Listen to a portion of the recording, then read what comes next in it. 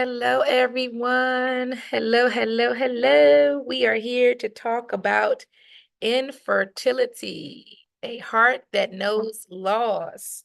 So we are continuing on. If you have not seen the previous parts of the series, please go to our playlist and under classes and seminars, and you will see the previous one. So we're going to jump right in for the sake of time today. My name is Alicia Hurt. I am the Executive Director of I See My Baby. Our Women's Wellness Center is located in Bainbridge, Georgia on 310 South Scott Street. This is based on a book that we recently published called A Heart That Knows Loss, Finding Healing and Purpose After Child Loss. So we're on chapter 5, and it talks about the role of faith and spirituality within understanding how grief and working through grief and your journey. So in times of grief, faith can be both a source of solace and a challenge. And for many women, spirituality and belief in a higher power can bring comfort during periods of deep sorrow, but it can also be difficult to maintain faith when everything feels uncertain. And so in this chapter, we're going to talk about how faith can provide comfort, strength through loss, how to reconnect with your spiritual beliefs in a way that feels authentic, and the ways to pray and meditate, because it can be a vital tool in your healing process. And before we go on, just a quick story on my grief journey. As I've shared before, I had 4 miscarriages, 3 through in vitro, and then 1 through a natural conception. And all of them, I felt defeated. I was angry with God. I thought something was wrong with me. I thought that I did something wrong. I thought that there was just not this tight connection as I assumed, and my faith wavered. And so in that, the very first miscarriage, I went to a very, very dark place, and I was angry with God for almost a year's time. I was still going through life. People outside probably didn't know unless you really were close to me. But I felt like he was doing things for other people, God, I'm speaking of, but not for me. And I was angry about that because I knew in my heart that I was doing what I needed to do to be aligned with him, meaning I was serving as a youth minister. I was helping in the church, right? I was at work being the best supervisor and manager that I could possibly be. I was praying. I was being faithful, going to church, going to Bible study, and the desires of my heart weren't granted. And so it definitely reflected in my prayer life, in my meditation, and again, in my faith. Faith as a source of comfort. So faith can be a powerful source of comfort in grief. So for many, it is the belief that there is a greater plan or that their loved one is in a better place that provides solace. And the idea that grief is temporary and that we will be reunited with our loved ones in the future can provide a sense of peace in the midst of pain. However, it's important to acknowledge that grief can shake your faith a bit. It may feel hard to pray, maybe hard to go to church, or even believe in a higher power after experiencing such a deep loss, like I just communicated in my circumstance. And these feelings are normal, because at the time I didn't want to tell anybody this because I felt like I would be judged. I felt like it wasn't normal, like something was wrong with me for feeling that way. But I want you to know that you are not alone in experiencing them. And that is the primary reason why we exist as an organization. What is important is that you give yourself permission to explore your spirituality on your own terms without guilt or judgment. So reconnecting with faith after loss, how do you do that, you may ask? Well, I'll tell you. So if you feel disconnected from your faith, you want to take small steps towards reconnecting. So you want to start by prayer. Prayer is the key. It is the key. It is so important. And sometimes you're like, I don't even know what to say. Like, I just have no idea. I don't have the words.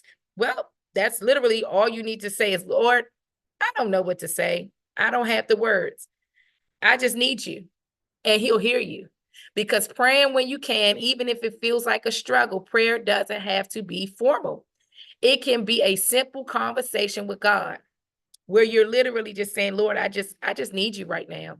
I do. You just express your sorrow, you ask your questions, you even desire for healing. Like, Lord, why am I going through this? Why me, Alicia, hurt? Why am I going through this? Why am I feeling this? Why me? And God definitely, he will either send you to the scriptures, he will either send someone your way. He may have a comforting song for you, but he definitely will not leave you in it. And sometimes it may feel that way. It may feel like he doesn't hear me. He's not understanding me. Why is he just leaving me out there alone? Well, sis, you're not alone. You're not alone. Even reading scriptures or spiritual texts that provide comfort, that is reflecting on passages that speak to your grief, it can help you process the emotions as they arise. It definitely can. Anything that you do, even if you pick up, we give out here at the center, the Our Daily Bread. It's a short read, but it's impactful. This could be a way of you saying, you know what, I don't have the strength to open up my Bible. I'm not feeling it. Well, keep this with you. It's small enough to be in your purse, by your nightstand, wherever you are, and just read it and just get it into your spirit, get it into you. And it definitely will be impactful and it will help you along your journey. Right? Reflecting on passages that speak to your grief, it helps with your emotions as they arise. And also engaging in mindful moments of reflection, pulling out that journal, right? Writing in it. If you like to sit on your porch or sit by your windowsill, or maybe just sit at your kitchen table, pull your journal out. Maybe you're in the bed and thoughts are just running through your mind, flooding your mind. Start to write and get it from in your mind onto that paper. And you don't have to share with anyone. Maybe after you fill up your journal, you're like, I don't even want to go back to this. Put it in the fireplace, right? Start a fire outside, right? And just leave it there and say, I just release you. Or you may one day want to turn it into a book. I know that going through my grief, especially with the loss of my mother, I was able to write many books, and we have over 50 something books now, and people would never know that that was me going through grief and how I was able to just write. One of our books that I always speak to is Seasons Are Changing. We turned that into a children's book, but it was not just the seasons of life. It was the season my mom was going through, and I saw it. I saw her winters, her spring, her summer, right? I saw those, and it did something to me, and I was able to just write it out. And now it's actually one of our best-selling books. And I'm like, wow. So I went through that. I mean, I healed through it. I'm still healing through it. And look, I'm able to help other people and help kids as well. Maybe just walking in nature, or sitting quietly and reflecting on the beauty of life, even in your painful times when you feel pain. Just sit in it, write it down, really reflect on it. Just know that it will not last, and you don't want to sit in it too long.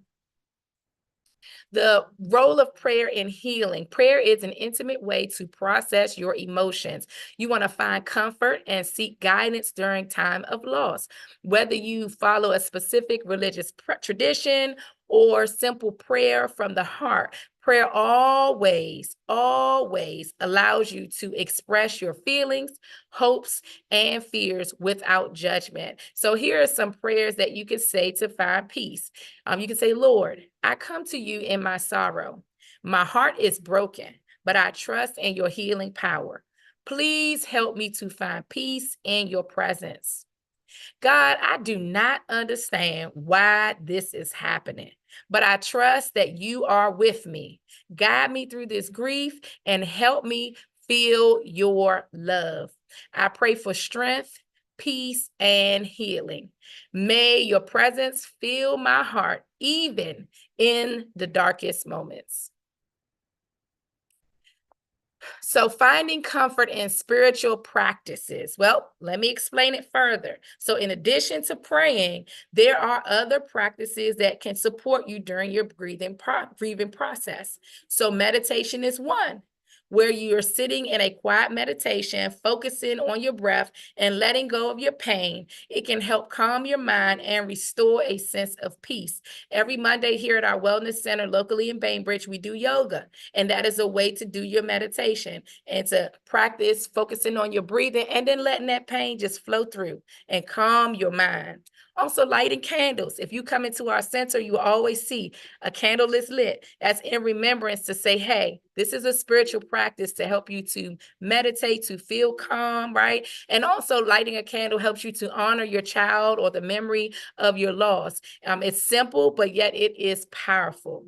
Also, joining a support group. So we do have support groups here. We have intergenerational groups. We have addiction recovery groups. We have one-on-one coaching as well.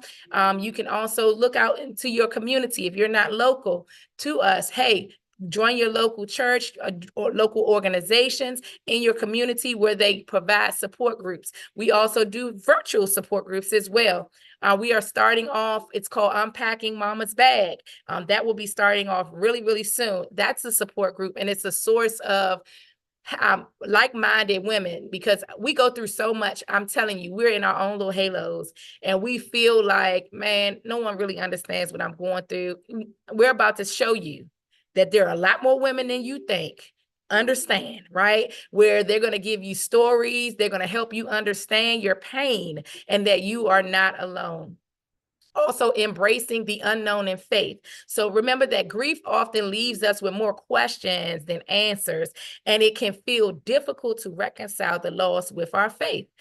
It's important to remember that questioning is natural. It is. And embracing that uncertainty is like, I just don't know. I don't know. But knowing that your faith will evolve and adapt over time. The loss does not have to mean the end of your spiritual journey, even though it quite frankly felt that way for me. It can be a catalyst for deepening your connection with your higher power.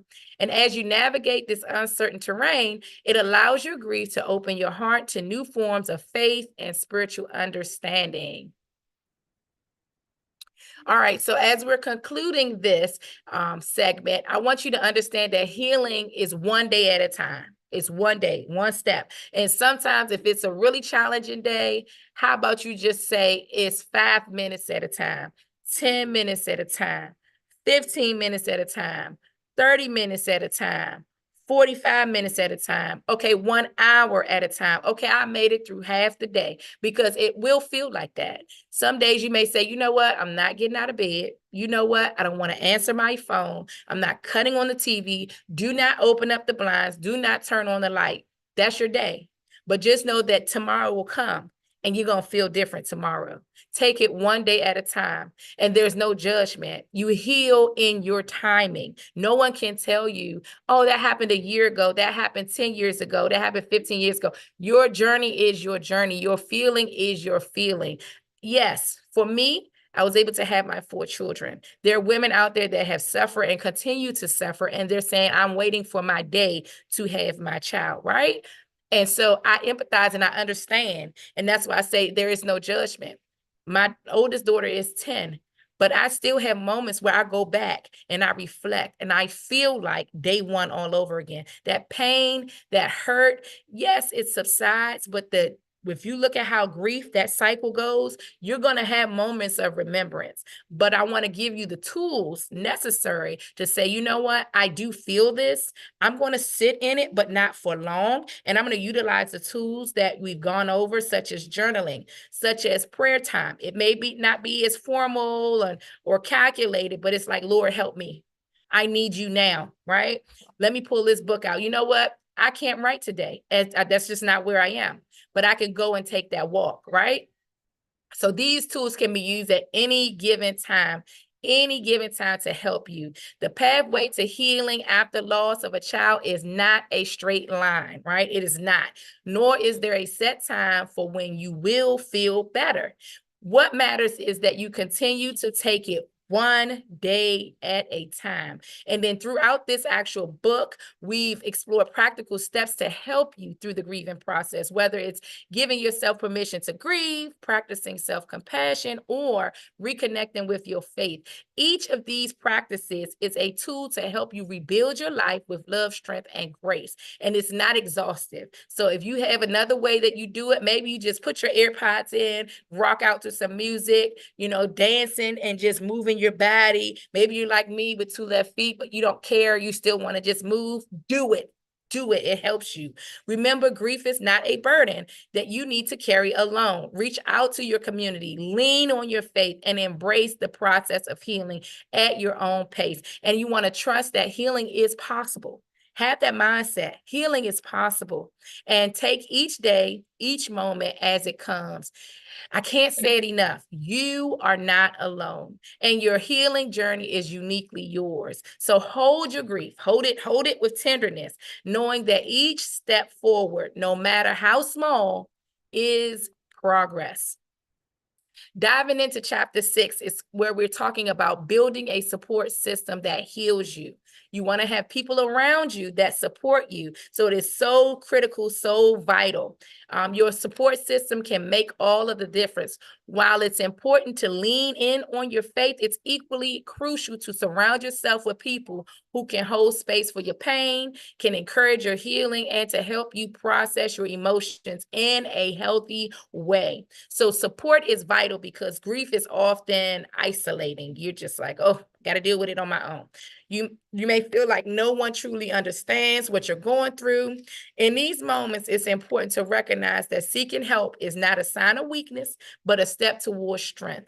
And by opening yourself to support, you give yourself the permission to be vulnerable and to ask for what you need and to heal at your own pace.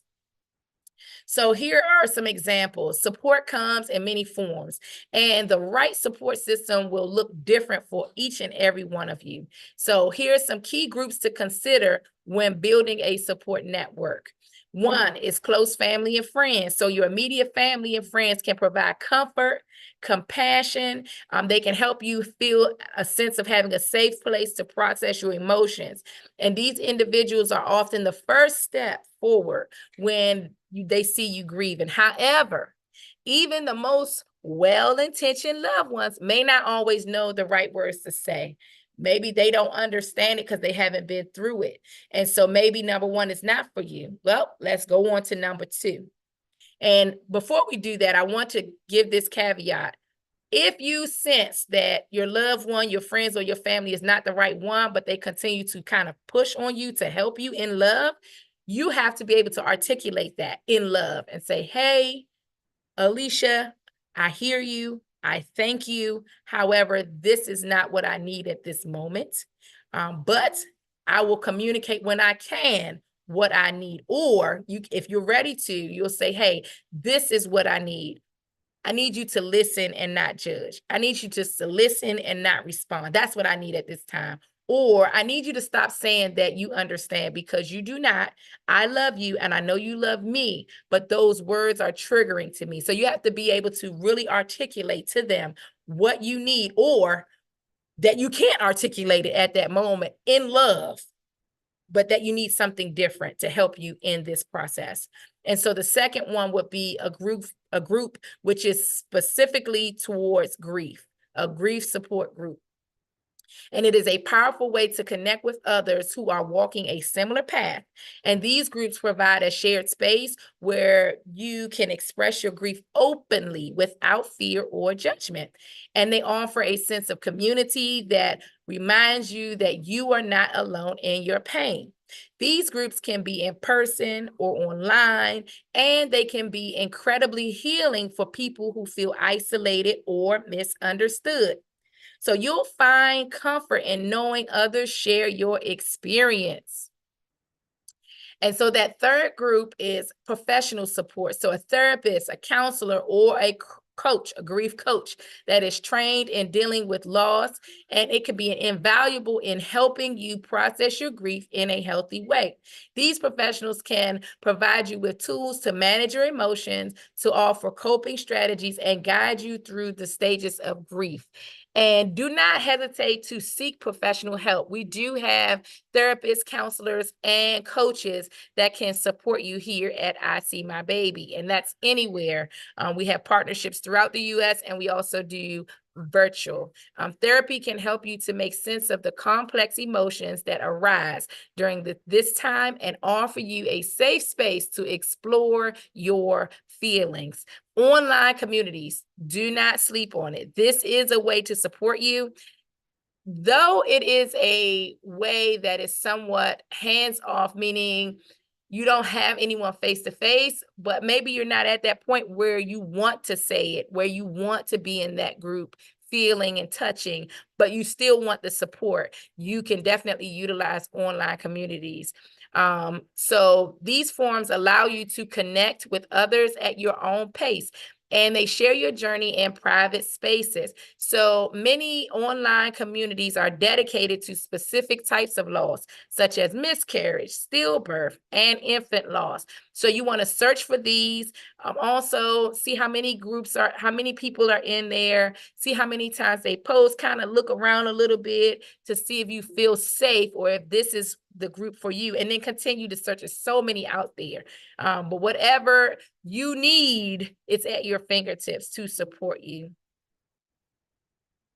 Again, setting boundaries. I touched on this with the family and friends, but let's just dive a little deeper. And also your self-care. We always talk about self-care. So as you build your network, it is important to set boundaries to protect your emotions, your emotional well-being. You may find that some conversations or interactions are more draining than others, especially if people are offering advice that feels unhelpful or dismissive. It's okay to say no. But when you need space, it is also okay to let others know if certain topics are too painful to discuss. Protecting your peace is a vital part of healing, and creating boundaries ensures that you are not further overwhelmed by the emotional demands of others, because it's truly not about them, it's about you. And this is the time where you can be selfish. Yes, I'm being selfish. I am protecting my peace. It is about me. Like, I'm sorry, I cannot show up for that right now because this is the space that I am in, and be okay with it. So in conclusion, wrapping up chapter 6 of embracing your community, while grief can often feel like, hey, I'm by myself in this, you do not have to walk it alone. So remember, creating that support system, whether it's through family, through friends, through professionals, or fellow grievers through the online communities, you will find strength and understand that you need to heal. You want to lean into these relationships. You want to allow yourself to be vulnerable when you're ready. And also never forget that healing is both a personal and shared experience. And give yourself permission to accept the care and compassion that others offer. Healing does not mean that you have to fix yourself, but rather that you surround yourself with the love and understanding that will help you navigate this painful path. And as you allow others to support you, you will also discover the strength that resides within you. You'll find moments of peace, pockets of joy, and a deeper understanding of your own resilience. You got this, sis. So thank you so much for participating in our webinar today. We have a plethora of information and resources for you. You have our information here. You can utilize the QR code. You can also obtain a copy of the book that we're going through on Amazon. We also have a free link on our Facebook page and our Instagram page to grab an ebook copy of it. You can reach us at icmybaby.org, or you can call us at 939-3240. We also provide counseling and therapy. Again, we have community support and safe spaces. We even give massage therapy and body work through Miss Deborah here in Bainbridge. We have programs and classes, so many of them I can't tell you, just have to go to the website. Again, we do that yoga class and then West African dance every first Saturday. We have healing retreats for women individually, men individually, and now we are adding couples. We actually just wrapped up one with the Love Camp in Savannah, Georgia, and I started to share out some of those photos. It was a time, you guys. We provide doula services for birth support, preconception coaching, to postpartum care and in between. Remember, I told you we do support with counseling. We have therapists, counselors, and coaches. We have online resources. We do yoni steaming here in person. Yes, we have that yoni steam. And we also have a food program every second and fourth Friday of the month, because no family should face life's challenges on an empty stomach. Oh, God. Okay, guys, I'm going to give you the rest of your day back. Again, I'm Alicia Hurt. I am here to support. I am a servant leader in all capacities and facets in life.